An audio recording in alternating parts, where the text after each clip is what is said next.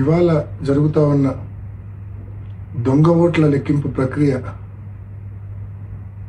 మరి ఈరోజు ఈనాడు పత్రిక ఒకసారి ఉదయాన్నే చూస్తే వారు రాసిన టైటిల్స్ సబ్ టైటిల్స్ ఒకసారి చూస్తే ఉత్కంఠకు పడనున్న తెర అంట, నువ్వా నేనా అంట. లోకేష్ గారి స్టేట్మెంట్, ప్రజాస్వామ్యం నిలబడింది అంట. ఎవరిని నమ్మించడానికి ఈ మాదిరి రాతలు రాస్తా ఉన్నారు? అసలు ఓటింగ్ జరిగింటే కదా అక్కడ మీరు ఈ మాదిరి రాతలు రాయాల్సింది.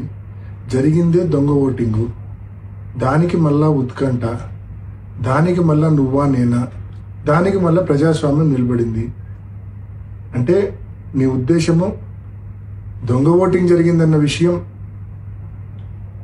పులివెందుల మండల ఓటర్లకు లేక ఇంత వైఎస్ఆర్ కడప జిల్లాకు సంబంధించిన ప్రజలకు మాత్రమే తెలుసు, రాష్ట్రంలోని మిగతా జిల్లాల వాళ్ళకు తెలియదు కదా.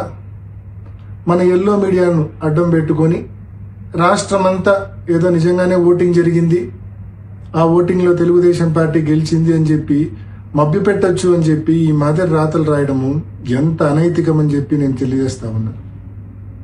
ఇది అనైతికం కాదా? అనైతికల్ కాదా? ఇది దొంగ ఓటింగ్ జరిగిందన్న విషయం మొత్తం స్పష్టంగా అందరికీ అర్థమైంది.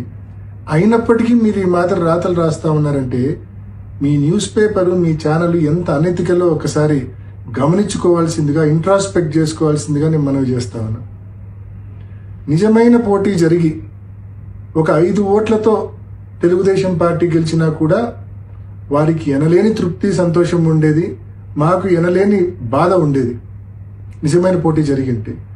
కానీ ఈ మాదిరి పోలీసుల సంపూర్ణ సహాయ సహకారాలతో వేలాది మంది తెలుగుదేశం పార్టీ కార్యకర్తలను ఈ 15 బూతుల దగ్గర పెట్టి, బూతులు ఎదురుగానే వాళ్ళని పెట్టి, మా పోలింగ్ ఏజెంట్లు లోపలికి పోకుండా అడ్డుకొని ఏజెంట్ ఫారాలు చించి, నిజమైన ఓటర్లు లోపలికి పోకుండా వాళ్ళ దగ్గర బలవంతంగా ఓటర్ స్లిప్పులు లాక్కొని లోపలికి వెళ్ళి దొంగ ఓట్లు వేసి, మరి ఈ మాదిరి జరిగిన దాన్ని ఎలక్షన్ అంటారా?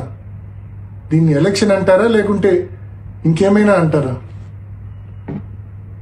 మీరు గెలిచినామని చెప్పి మీరు అనుకోవాల్సిందే తప్ప ప్రజలు అనుకునే పరిస్థితే లేదు. ఎందుకంటే పాపం ప్రజలు ఓట్లు వేసింటే కదా మీరు గెలిచినామని కేవలం మీరు అనుకోవాల్సిందే. మీ దొంగ ఓటర్లు కూడా కనీసం మీరు గెలిచినారనుకోరు, ఎందుకంటే వాళ్ళతోనే మీరు దొంగ ఓట్లు వేయించారు కాబట్టి.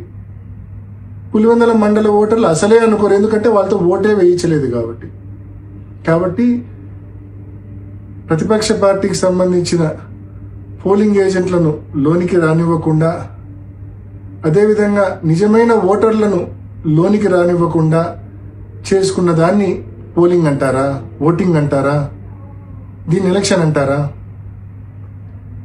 సో దీన్ని ఎలక్షన్ అంటారా లేదా అనే విషయాన్ని నేను మీ విజ్ఞతకే వదిలేస్తా అన్నా. నిజంగా ఇది అనైతికమైన ఎలక్షను. నిజంగా ఇది ఒక ఫార్స్, అబ్సల్యూట్ ఫార్స్ ఇది ఈ ఎలక్షన్ అనేది. సో నేను వైసీపీ కార్యకర్తలందరినీ నేను మనవి చేస్తా ఉన్నా, ఎవ్వరూ నిరుత్సాహపడాల్సిన అవసరం లేదు, ఎవ్వరూ బాధపడాల్సిన అవసరం లేదు. వీరికి గుణపాఠం చెప్పే టైం మనకు కూడా వస్తుంది. కానీ ఆ రోజు మనం ఈ మాదిరి దొంగ ఓట్లతో కాదు, మనం ఎప్పుడూ చేసే మాదిరి నిజమైన ఓటింగ్తోనే నిజమైన ఓటర్తో ఓటు వేయించి వీళ్ళకు గుణపాఠం చెప్దాము. తప్పకుండా ఆ రోజులు దగ్గరలోనే ఉన్నాయి.